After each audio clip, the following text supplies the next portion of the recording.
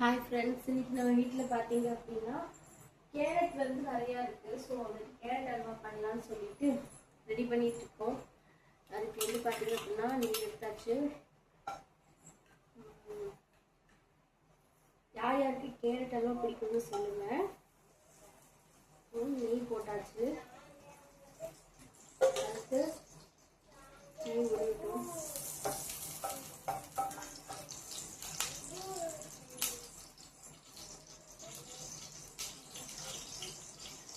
நான் வந்து கேரட் பார்த்தீங்கன்னா 1 கிலோ 30 ரூபாய்க்கு வாங்கிட்டு வந்தேன். வண்டியில் வச்சு வச்சுருந்தாங்க. ஸோ வாங்கிட்டு வந்து கேரட் வேறு வாங்கிட்டு வந்து 4 நாள் ஆச்சு. ஸோ ஏதோ போயிடுன்னு சொல்லிட்டு இப்போ கேரட் அல்வா பண்ணாலும் எடுத்து வச்சேன். நல்லா நெய் உருகிட்டு இருக்கு.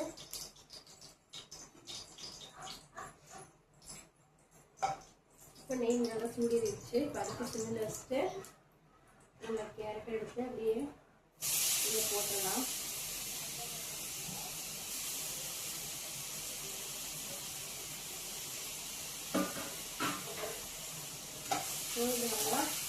அடுத்து சிம்மில் வச்சுட்டே கிளம்பலாம், இல்லாட்டி அது வந்து ஒட்டிடும். அதனால் அடுத்த சிம்மில் வச்சுட்டு கொஞ்சம் கிளறி விட்டுக்கலாம்.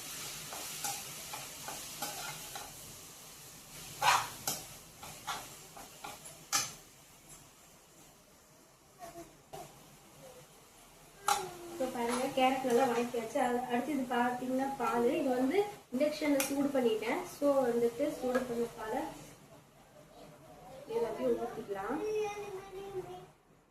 கேரட் வேறு அளவுக்கு போதும். ஊற்றியாச்சு. பாருங்க எப்படி கலர் மாதிரி நல்லா இருக்கு பார்க்கறதுக்கு.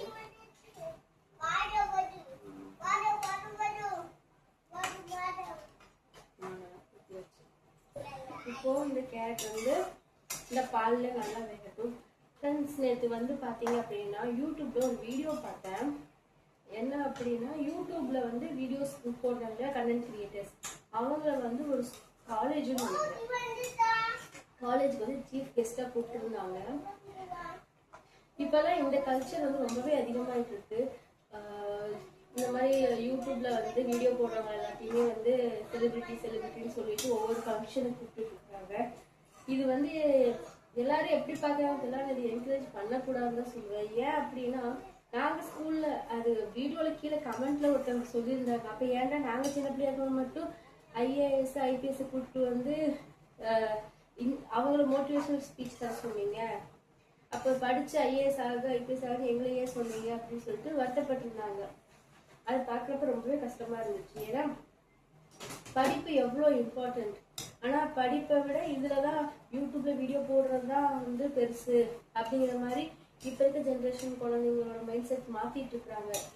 அது முக்கியமான காரணம் இந்த எஜுகேஷனல் இன்ஸ்டியூட் நடத்துறவங்க எல்லாம் தான். அது ரொம்ப தப்பு ஃப்ரெண்ட்ஸ்.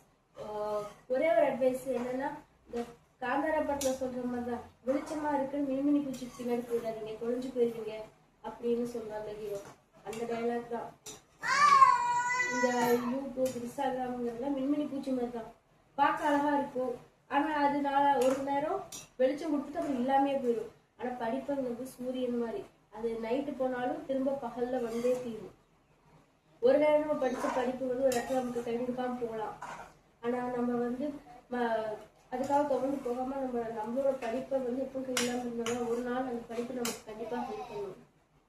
ஸோ ப்ளீஸ் யாரும் வந்துட்டு இந்த மாதிரி யூடியூப் செலிபிரிட்டிஸ்லாம் கூப்பிட்றாங்க நம்ம படிக்கிறதே வேஸ்டாலாம் நினைக்காதீங்க. யூடியூப் ஒருவேளை பேன் ஆச்சு அப்படின்னா அவங்க யாருக்கும் தெரியாமல் போயிடுவாங்க. அதை படிச்சிங்க, ஒரு நல்ல வேலைக்கு போனீங்க அப்படின்னா எப்பவுமே அதுக்கான மரியாதை இருந்துகிட்டே தான் இருக்கும். ஸோ படிங்க. இந்த மாதிரி செலிபிரிட்டிஸ் போகிறாங்க, யூடியூப்ல இருக்கவங்க தான் பெரிய ஃபேம் அப்படிலாம் நினைக்காதீங்க. படித்து ஃபேம் ஆனவங்க எவ்வளவோ இருக்காங்க. அதனால் இப்போ இருக்கிற ஜென்ரேஷன் ஜென்சி ஸ்டூடெண்ட்ஸ் தயவு செஞ்சு புரிஞ்சுக்கோங்க, சரியா? யூடியூப்ல வரவங்க எல்லாம் ஆல்ரெடி என்ன சொல்ற வேலை பார்த்து அதுலேருந்து இதுக்கு ஸ்விட்ச் ஆகி அப்படி வந்தவங்க படிச்சிருப்பாங்க. இப்போ இருக்கிற குழந்தைங்களாம் படிக்கிறது கூட இல்லை, வீடியோ போடுறதெல்லாம் மைண்டாக இருக்காங்க. அப்படிலாம் இருக்காதீங்க. படிப்பு எப்பவும் முக்கியம். படிப்பை மட்டும் விட்டுறாதீங்க. நீங்களே முடிவு பண்ணிக்கலாம், மின்மினி பூச்சியா இல்லை சூரியனானு. ஓகே ஃப்ரெண்ட்ஸ், இது நல்லா வெந்துட்டு இருக்கு. பால் சுண்டி திரண்டு வரட்டும்.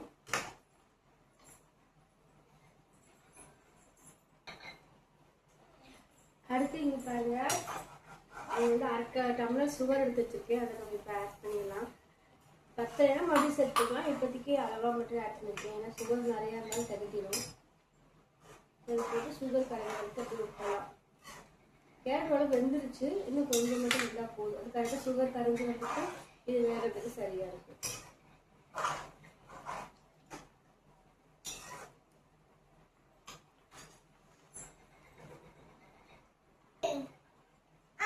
அடுத்தது பாத்தீங்கன்னா கொஞ்சமா ஏலக்காய் பொடி சேர்த்துக்கலாம்.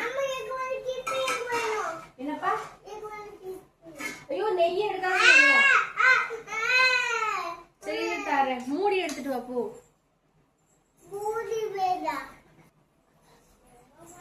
பாருங்க இங்க பால் நல்லா சுண்டிடுச்சு. இப்போ இதுல வந்து வறுத்த நெய்ல வறுத்த மூடி சேர்த்தலாம். சேர்த்துட்டு நல்லா கிளறிடலாம். இப்போ இது எல்லாம் நல்லா கிளறி வரணும். கிளறினதுக்கப்புறம் அடுப்பு ஆஃப் பண்ணிடலாம்.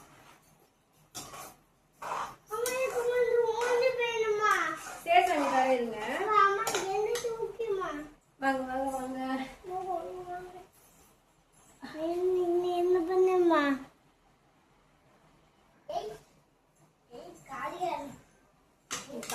அவ்வளவுதான் ரெடி ஆயிடுச்சு. எல்லாம் பால்ல வத்தி பாருங்க எல்லாம் திரண்டு வந்துருச்சு. அவ்வளவுதான் நம்ம கேட்டல்வா ரெடி. பால்கோவா போட்டு செய்வாங்க. பால்கோவா இல்லை, போடல, இருக்கிறத வச்சு செஞ்சேன். ஓகே ஃப்ரெண்ட்ஸ், அடுப்பு ஆஃப் பண்ணிட்டு